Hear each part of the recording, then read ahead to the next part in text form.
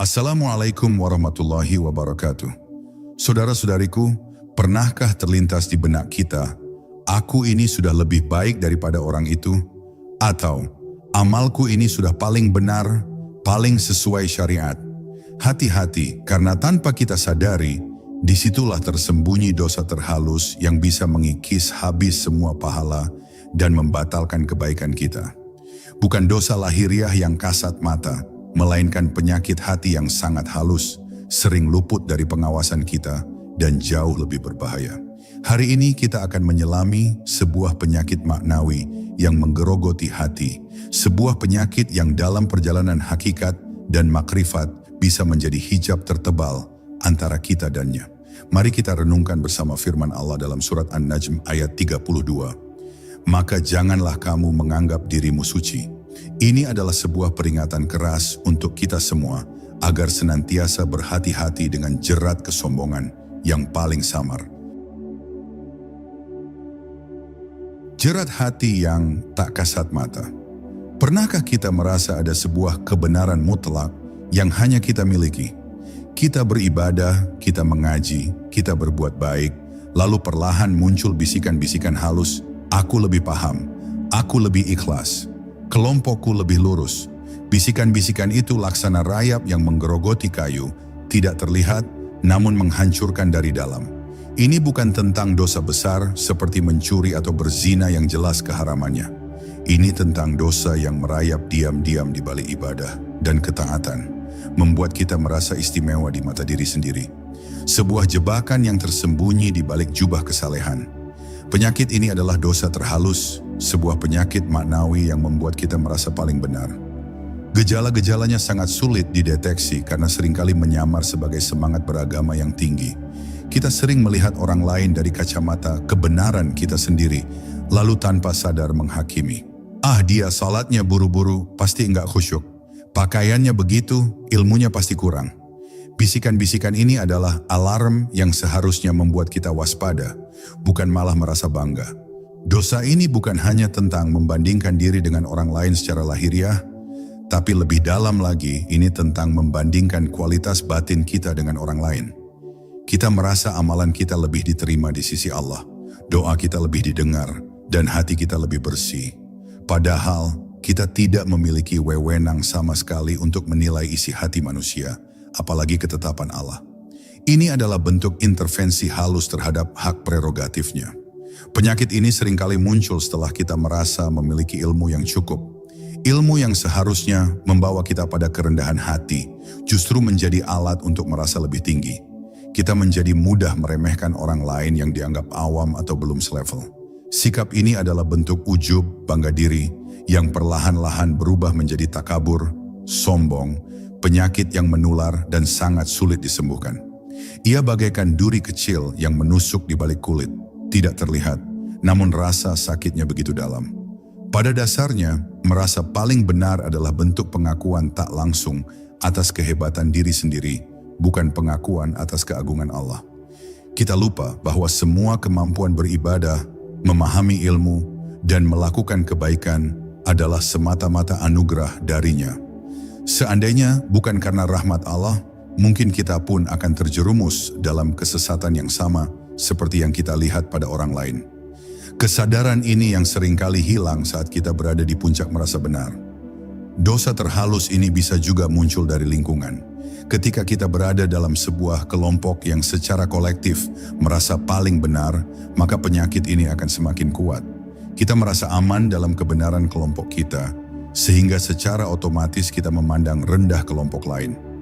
Ini menciptakan sekat-sekat yang memecah belah umat, padahal Allah memerintahkan kita untuk bersatu. Ini adalah salah satu buah pahit dari penyakit maknawi yang kita bahas ini. Maka mari kita mulai dengan bertanya pada diri sendiri. Sejujurnya, seberapa sering aku merasa paling benar dalam hati? Pertanyaan ini adalah langkah awal yang jujur untuk membongkar dan menyembuhkan penyakit yang mungkin telah lama bersarang di dalam sana. Menguak tabir penyakit maknawi. Pertanyaan itu membawa kita pada sebuah jawaban yang harus kita terima dengan lapang dada. Merasa paling benar adalah penyakit maknawi.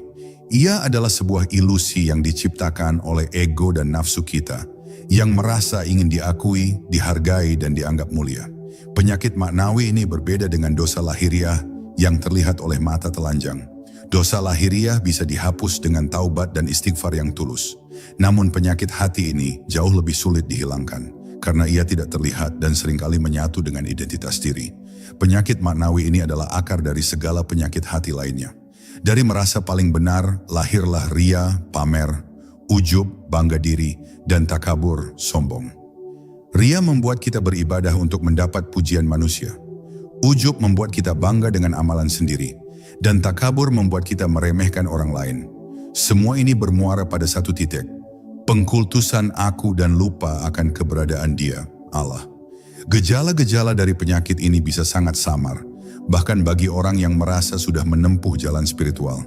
Contohnya saat kita memberikan nasihat, kita melakukannya dengan nada menghakimi, bukan dengan kasih sayang. Kita merasa nasihat kita adalah satu-satunya jalan keluar yang benar. Atau ketika ada perbedaan pendapat, kita bersikeras bahwa pandangan kitalah yang paling sahih, tanpa mau mencoba memahami sudut pandang orang lain. Sikap ini adalah indikasi bahwa hati kita sudah terjangkit penyakit maknawi yang berbahaya. Penyakit ini juga seringkali menyerang para penuntut ilmu. Mereka merasa semakin banyak ilmu yang dimiliki, semakin tinggi pula kedudukan mereka di mata Allah dan manusia. Mereka lupa bahwa ilmu yang sejati seharusnya membuat kita semakin merasa kecil dan hina di hadapannya. Semakin banyak ilmu, seharusnya semakin besar rasa takut kita kepada Allah, bukan semakin besar rasa bangga kita pada diri sendiri. Bahaya paling besar dari penyakit maknawi ini adalah ia bisa membatalkan amalan kita. Rasulullah SAW bersabda, ada 3 hal yang membinasakan: kekikiran yang ditaati, hawa nafsu yang diikuti, dan kekaguman seseorang pada dirinya sendiri. Kekaguman pada diri sendiri ini adalah inti dari merasa paling benar. Ia meruntuhkan fondasi keikhlasan yang menjadi syarat diterimanya amal. Amal yang dibangun di atas fondasi ujub dan takabur adalah bangunan yang rapuh dan mudah hancur. Maka dari itu, kita harus jujur pada diri sendiri bahwa penyakit ini bisa menyerang siapa saja, bahkan orang yang terlihat paling saleh sekalipun. Ia adalah musuh dalam selimut yang selalu mengintai kelengahan hati. Jawaban atas pertanyaan kita tadi adalah sebuah panggilan untuk introspeksi, sebuah ajakan untuk menyadari bahwa hati kita tidak sepenuhnya bersih, dan selalu ada ruang untuk penyakit ini bersemayam jika kita tidak menjaganya dengan baik. Memahami dan mengakui adanya penyakit ini adalah langkah pertama menuju penyembuhan. Tanpa pengakuan kita tidak akan pernah mencari obatnya. Mari kita akui, hati kita tidak sempurna, dan bisikan merasa paling benar adalah musuh nyata dalam perjalanan spiritual kita. Jalan hakikat dan tauhid, bahaya syirik halus. Penyakit maknawi, khususnya merasa paling benar, adalah musuh utama dalam perjalanan hakikat dan tauhid. Mengapa demikian? Karena hakikat adalah tentang melepaskan segala ilusi dan kembali pada realitas tunggal, yaitu Allah, Al-Haq. Tauhid pada puncaknya adalah pengakuan bahwa hanya ada satu sumber kebenaran, satu sumber kekuasaan, dan satu sumber segala sesuatu, yaitu Allah. Ketika kita merasa paling benar, secara tidak sadar kita telah mengangkat diri kita atau pemahaman kita sebagai sumber kebenaran itu. Ini adalah bentuk syirik yang paling halus. Syirik tidak selalu tentang menyembah patung atau berhala. Syirik terhalus adalah ketika kita menempatkan ego kita, pemahaman kita, atau bahkan amalan kita setara dengan ketetapan dan keagungan Allah. Kita merasa bahwa kebenaran itu datang dari aku, bukan dari Dia. Kita lupa bahwa kebenaran itu adalah milik Allah sepenuhnya. Al-haqqu min rabbika. Kebenaran itu datang dari Tuhanmu. Dalam perjalanan spiritual, hijab yang paling tebal bukanlah setan atau nafsu, tetapi rasa aku itu sendiri. Ketika kita merasa akulah yang paling benar, maka kita telah membangun tembok tebal yang menghalangi kita dari mengenal Allah seutuhnya, ma'rifat.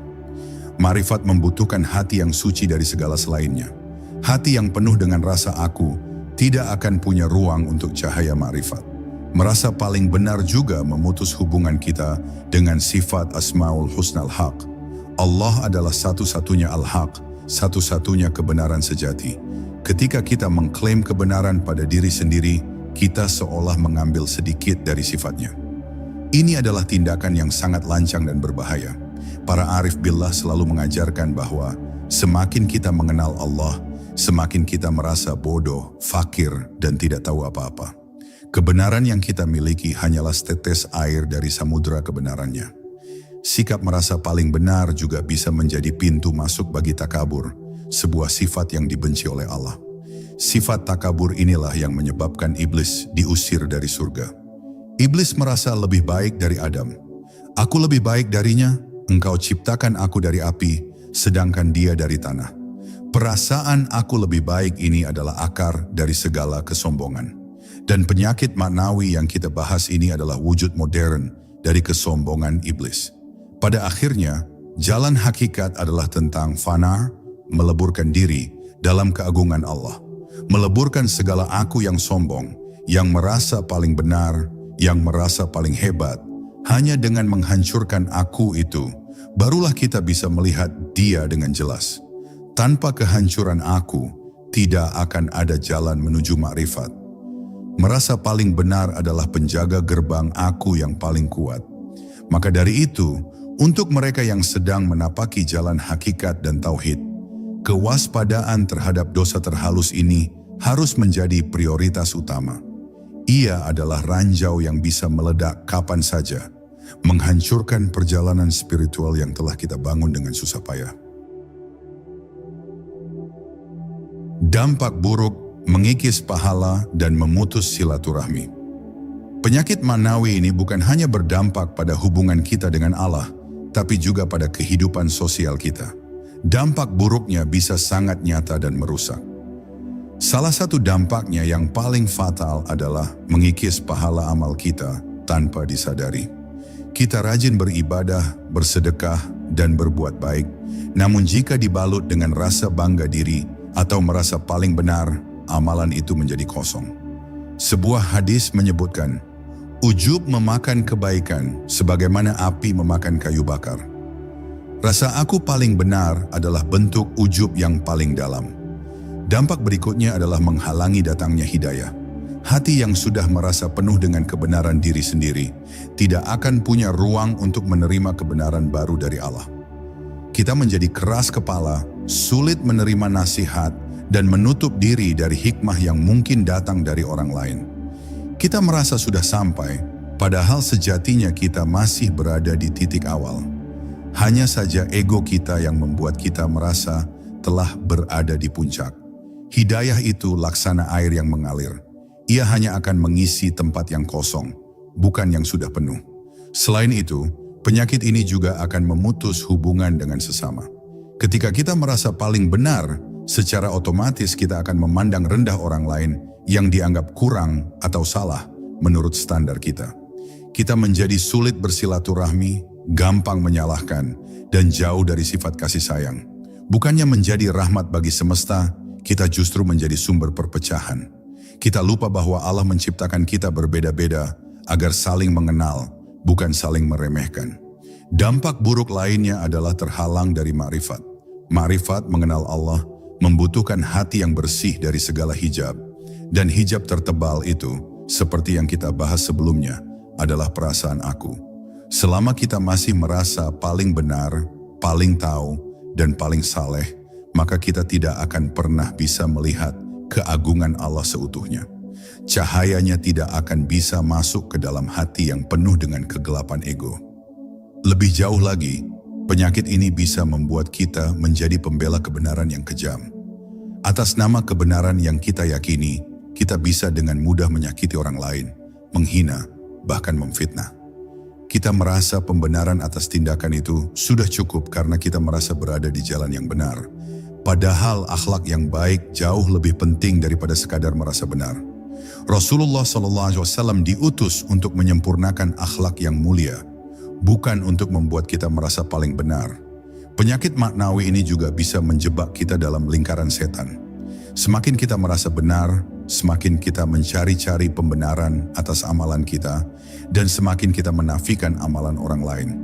Ini adalah spiral ke bawah yang sangat sulit untuk keluar darinya.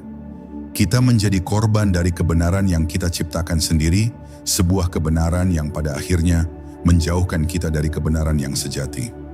Maka sudah saatnya kita menyadari bahwa penyakit hati ini bukan hanya masalah spiritual pribadi, tetapi juga masalah yang bisa merusak tatanan sosial dan memutus tali ukhuwah. Ini adalah sebuah peringatan keras untuk kita semua agar selalu waspada terhadap bisikan-bisikan halus yang mengklaim kita sebagai yang paling benar. Langkah praktis menuju kesadaran diri muraqabah. Lantas, bagaimana cara kita menyembuhkan penyakit maknawi yang sangat halus ini? Langkah pertama dan paling fundamental adalah dengan membiasakan muraqabah, yaitu introspeksi diri. Muraqabah artinya kita selalu merasa diawasi oleh Allah. Dan dari kesadaran itu, kita mulai mengawasi setiap gerak-gerik hati kita sendiri. Setiap kali muncul bisikan, aku lebih baik, segera introspeksi. Muraqabah ini harus dilakukan secara rutin dan jujur. Tanyakan pada diri sendiri, apa niat di balik amal yang aku lakukan? Apakah niatnya murni karena Allah atau ada unsur ingin diakui? Apakah aku merasa lebih baik dari orang yang sedang aku nasihati? Atau apakah aku melakukannya karena ingin menolong sesama hamba Allah? Pertanyaan-pertanyaan ini adalah alat kita untuk menyingkap selubung ilusi di hati. Selain itu, kita harus belajar untuk fokus pada aib diri sendiri daripada aib orang lain. Kita seringkali lupa bahwa aib kita jauh lebih banyak dan lebih besar dari aib orang lain yang kita lihat. Rasulullah SAW pernah bersabda, beruntunglah orang yang disibukkan oleh aib dirinya sendiri daripada aib orang lain. Muraqabah akan membantu kita menyadari betapa banyak kekurangan dan dosa kita, sehingga tidak ada lagi ruang untuk merasa lebih baik dari siapapun. Muraqabah juga harus diiringi dengan tawadhu atau rendah hati. Tawadhu bukan berarti merendahkan diri secara lahiriah, tapi secara batiniah. Kita menyadari bahwa semua kebaikan yang kita lakukan, semua ilmu yang kita miliki, dan semua keberuntungan yang kita dapatkan adalah semata-mata anugerah dan karunia dari Allah. Kita tidak punya hak sedikit pun untuk membanggakan diri. Ketika kita berbuat baik, kita berbisik di dalam hati, ini bukan karena kehebatan aku, tapi karena Allah yang menggerakkan hatiku. Penting juga untuk bergaul dengan orang-orang yang saleh, namun tetap rendah hati. Lingkungan sangat mempengaruhi hati kita. Jika kita bergaul dengan orang-orang yang suka menyalahkan dan merasa paling benar, maka kita pun akan terjangkit penyakit yang sama. Carilah teman-teman yang selalu mengingatkan kita akan keagungan Allah dan kerendahan diri kita sebagai hamba. Mereka yang selalu mengajak kita untuk melihat ke dalam, bukan keluar. Terakhir, muraqabah harus diakhiri dengan tindakan nyata. Setelah introspeksi dan menyadari adanya penyakit maknawi, kita harus segera memohon ampun kepada Allah, istighfar, dan bertekad untuk memperbaiki diri. Tidak cukup hanya menyadari, tapi harus ada kemauan kuat untuk berubah. Muraqabah adalah diagnosis dan istighfar adalah langkah pertama menuju pengobatan. Dengan muraqabah yang terus-menerus, kita akan semakin peka terhadap bisikan-bisikan ego yang ingin membujuk kita merasa paling benar. Ini adalah latihan mental dan spiritual yang harus dilakukan seumur hidup, karena penyakit ini bisa kambuh kapan saja. Membangun pondasi rendah hati. Setelah kesadaran muncul, langkah selanjutnya adalah membangun pondasi kokoh yang bisa menahan serangan penyakit maknawi. Pondasi itu adalah tawadhu atau rendah hati. Tawadhu bukan sekadar sikap, melainkan kondisi hati yang mengakui kehambaan total di hadapan Allah. Untuk membangun pondasi ini, ada beberapa panduan praktis yang bisa kita terapkan setiap hari. Pertama, selalu berprasangka baik, husnuzan terhadap orang lain. Ketika kita melihat orang lain berbuat kesalahan atau beribadah dengan cara yang berbeda, jangan langsung menghakimi. Berusahalah untuk mencari alasan yang baik. Mungkin dia punya uzur yang tidak kita ketahui. Mungkin cara ibadahnya berbeda, tapi keikhlasannya jauh lebih besar. Fokus pada sisi baik mereka dan kesadaran bahwa mereka juga hamba yang sedang berjuang di jalan Allah. Kedua, jadikan diri kita sebagai murid abadi. Artinya, jangan pernah merasa sudah tahu segalanya. Selalu ada ruang untuk belajar, bahkan dari orang yang kita anggap lebih rendah atau lebih bodoh. Dengarkan pendapat orang lain dengan hati terbuka, meskipun kita tidak setuju. Sikap ini akan membongkar dinding kesombongan yang membuat kita sulit menerima ilmu dan nasihat baru. Ilmu sejati tidak pernah membuat kita merasa puas, tapi justru membuat kita merasa haus untuk terus belajar. Ketiga, perbanyak istighfar. Istighfar bukan hanya untuk dosa-dosa yang kita ketahui, tetapi juga untuk dosa-dosa hati yang tidak kita sadari, seperti ujub, ria, dan merasa paling benar. Jadikan istighfar sebagai zikir harian yang tak terpisahkan. Rasulullah SAW yang maksum saja beristighfar lebih dari 70 kali dalam sehari, apalagi kita yang penuh dengan khilaf. Istighfar akan membersihkan hati dari kotoran-kotoran maknawi yang menempel. Keempat, perbanyak syukur. Syukur adalah lawan dari ujub. Ketika kita bersyukur, kita mengakui bahwa semua kebaikan yang kita dapatkan adalah murni karunia Allah. Kita bersyukur atas kemampuan beribadah, bersyukur atas ilmu yang kita miliki, bersyukur atas kesempatan berbuat baik. Dengan bersyukur, kita akan terhindar dari perasaan aku hebat, dan kembali pada kesadaran hanya Allah yang hebat. Kelima, berkhidmat kepada sesama.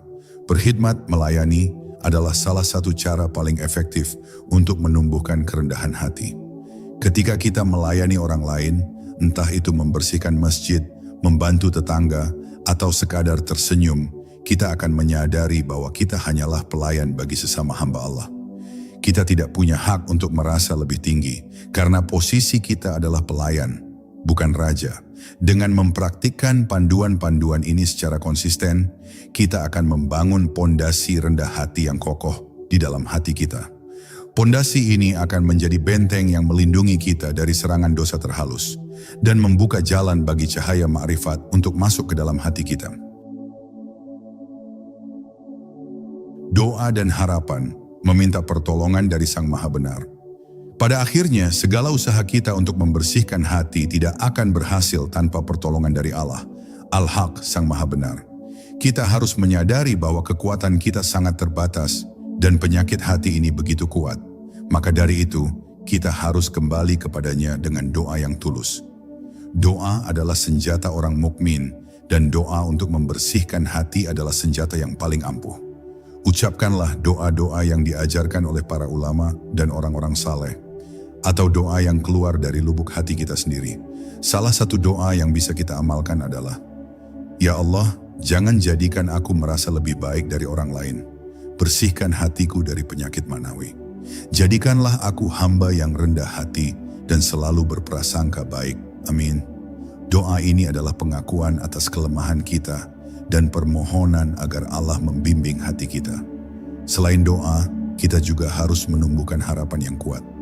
Harapan bahwa Allah akan mengampuni dosa-dosa kita dan menyembuhkan penyakit hati kita. Harapan ini akan memotivasi kita untuk terus berusaha, meskipun kita seringkali terjatuh. Jangan pernah putus asa dari rahmat-Nya. Semakin kita merasa hina dan butuh, semakin dekat kita dengannya. Perasaan ini adalah anugerah, bukan aib. Kita harus senantiasa menyadari bahwa setiap hidayah dan petunjuk yang kita dapatkan adalah murni karunia dari Allah. Tanpa kehendaknya, kita tidak akan bisa berbuat apa-apa. Kesadaran ini akan menumbuhkan rasa syukur yang mendalam dan menghilangkan rasa bangga diri. Kita akan selalu merasa, bukan aku, tapi Dia. Bukan usahaku, tapi pertolongannya. Perjalanan spiritual ini adalah perjalanan seumur hidup. Tidak ada garis akhir yang pasti. Ia adalah sebuah proses pembersihan yang tiada henti.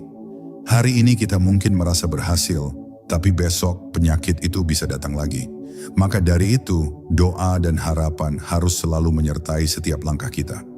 Kita butuh pertolongannya setiap saat, setiap detik.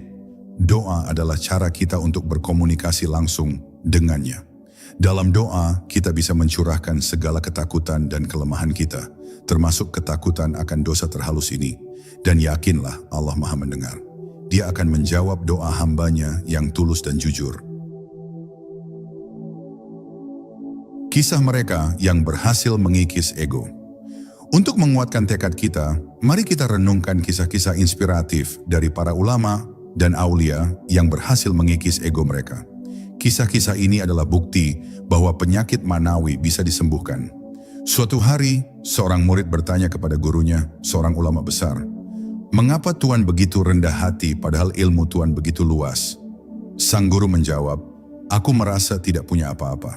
Setiap kali aku melihat orang yang lebih muda dariku, aku berkata dalam hati, dia belum banyak dosa. Setiap kali aku melihat orang yang lebih tua dariku, aku berkata dalam hati, dia lebih lama beribadah daripada aku. Dan setiap kali aku melihat orang yang berbuat maksiat, aku berkata dalam hati, dia mungkin akan bertaubat dan menjadi wali, sedangkan aku bisa saja tergelincir." Ini adalah contoh nyata bagaimana tawadhu yang sesungguhnya bekerja. Kisah lain tentang seorang sufi yang sangat dihormati. Suatu hari, ada orang yang memfitnahnya di depan banyak orang. Semua orang menunggu reaksinya. Namun sang sufi hanya tersenyum dan berkata, "Semoga Allah mengampuni kita semua." Ketika muridnya bertanya mengapa ia tidak membela diri, sang sufi menjawab, "Fitnah itu adalah cermin yang menunjukkan kepadaku aib-aibku. Mungkin aku punya aib yang lebih besar daripada yang dia katakan. Aku hanya bisa bersyukur karena Allah telah memberitahuku aibku melalui lisan saudaraku." Sikap ini menunjukkan betapa dalamnya kesadaran kehambaan yang ia miliki, sehingga tidak ada lagi ruang untuk merasa paling benar dan membela diri. Kisah-kisah ini mengajarkan kita bahwa kerendahan hati bukanlah sikap yang dibuat-buat, melainkan sebuah kondisi batin yang lahir dari kesadaran mendalam akan keagungan Allah dan kehinaan diri. Mereka tidak melihat diri mereka sebagai sumber kebaikan atau kebenaran, melainkan sebagai wadah yang diisi oleh karunia Allah. Mereka menyadari bahwa tanpa Allah, mereka tidak akan pernah bisa menjadi baik. Para aulia Allah ini selalu menempatkan Allah sebagai pusat dari segala sesuatu, termasuk kebenaran. Mereka tidak pernah mengklaim kebenaran itu sebagai milik mereka. Mereka hanya mengikuti kebenaran yang datang dari Allah. Mereka adalah contoh nyata dari orang-orang yang berhasil menaklukkan ego dan dosa terhalus. Maka jadikanlah kisah-kisah ini sebagai motivasi. Kita tidak perlu menjadi ulama besar atau aulia untuk mulai membersihkan hati. Kita bisa memulainya dari hal-hal kecil seperti tidak lagi menghakimi orang lain, berprasangka baik, dan selalu merasa bahwa kita adalah hamba yang paling butuh ampunan. Indahnya hati yang bersih. Bayangkan sebuah hati yang sudah bersih dari penyakit maknawi. Sebuah hati yang tidak lagi merasa paling benar, tidak lagi sombong, dan tidak lagi menghakimi. Apa yang akan terjadi? Hati yang bersih adalah hati yang dipenuhi dengan cahaya ma'rifat. Cahaya ini akan memancarkan ketenangan dan kedamaian. Kita tidak lagi gelisah dengan amalan orang lain, tidak lagi iri dengan kebaikan mereka, dan tidak lagi terganggu dengan kesalahan-kesalahan mereka. Kita hanya akan fokus pada hubungan kita dengan Allah dan perbaikan diri. Hati yang bersih juga akan memancarkan cinta dan kasih sayang. Kita akan bisa melihat setiap manusia sebagai hamba Allah yang setara. Kita akan bisa mencintai mereka karena Allah dan bersedih saat mereka berada dalam kesusahan. Kita tidak akan lagi membeda-bedakan berdasarkan amalan atau kelompok, karena kita tahu bahwa hanya Allah yang berhak menilai. Kita akan menjadi rahmat bagi semesta, seperti yang dicontohkan oleh Rasulullah SAW. Hati yang bersih juga akan menjadi tempat yang subur bagi hikmah. Hikmah tidak datang pada hati yang sombong, tapi pada hati yang lapang dan rendah hati. Kita akan bisa melihat pelajaran dari setiap kejadian, dari setiap orang, bahkan dari kesalahan yang kita buat sendiri. Setiap pengalaman akan menjadi guru yang berharga, dan setiap pertemuan akan menjadi ladang ilmu. Ketika hati kita bersih, maka seluruh amal kita akan menjadi lebih ikhlas. Karena niatnya murni hanya untuk Allah, tanpa ada sedikit pun campuran dari ego atau pujian manusia. Amalan yang ikhlas inilah yang memiliki bobot yang sangat besar di sisi Allah. Sebagaimana yang kita tahu, amal yang sedikit tapi ikhlas jauh lebih berharga daripada amal yang banyak tapi tercampur dengan ria atau ujub. Pada akhirnya, hati yang bersih akan mendapatkan kedekatan, qurb dengan Allah. Inilah tujuan tertinggi dari perjalanan spiritual. Dekat dengan Allah berarti merasakan kehadirannya dalam setiap langkah, setiap nafas. Merasa Dia mengawasi, Dia membimbing, dan Dia mencintai. Perasaan ini adalah anugerah terindah yang tidak bisa dibeli dengan harta atau ditukar dengan pujian. Maka inspirasi terbesar dari semua ini adalah janji Allah, bahwa bagi mereka yang membersihkan hatinya, akan ada surga yang dihiasi dengan kebahagiaan dan kedekatan abadi dengannya. Ini adalah janji yang memotivasi kita untuk terus berjuang melawan dosa terhalus, demi sebuah hati yang suci dan penuh cahaya. Saudara-saudariku yang dirahmati Allah, perjalanan kita hari ini telah membawa kita untuk memahami sebuah musuh tersembunyi, yaitu dosa terhalus yang bersembunyi di balik perasaan aku paling benar. Sebuah penyakit maknawi yang mengancam keikhlasan, memutus silaturahmi, dan menjadi hijab tebal antara kita dan Allah. Kita telah belajar bahwa solusinya bukanlah dengan mencari kesalahan orang lain, tetapi dengan menyingkap aib diri sendiri melalui muraqabah, mempraktikkan rendah hati, tawadu, dan selalu memohon pertolongannya dengan doa. Ingatlah, jalan menuju ma'rifat adalah dengan membersihkan hati dari segala bentuk aku yang sombong. Hanya dengan menghancurkan ego yang merasa paling benar, kita bisa menciptakan ruang bagi cahaya al-haq, kebenaran yang sejati, untuk masuk dan menyinari hati kita. Maka, marilah kita bersama-sama belajar untuk terus membersihkan hati, agar cermin hati kita bisa memantulkan cahaya kebenarannya dengan sempurna. Jangan biarkan debu-debu dosa terhalus ini menutupi keindahan yang telah Allah siapkan untuk kita. Mari kita jadikan hari ini sebagai titik awal untuk sebuah perubahan. Mulai sekarang, setiap kali ada bisikan aku lebih baik, segera gantikan dengan istighfar. Setiap kali ada keinginan untuk menghakimi, gantikan dengan prasangka baik. Dan setiap kali ada dorongan untuk sombong, gantikan dengan pengakuan bahwa semua ini adalah karunia Allah semata. Semoga Allah senantiasa membimbing kita semua di jalannya, membersihkan hati kita dari segala penyakit maknawi, dan menjadikan kita hamba-hambanya yang rendah hati. Sampai jumpa di kajian berikutnya. Salam dari Sang Sejati.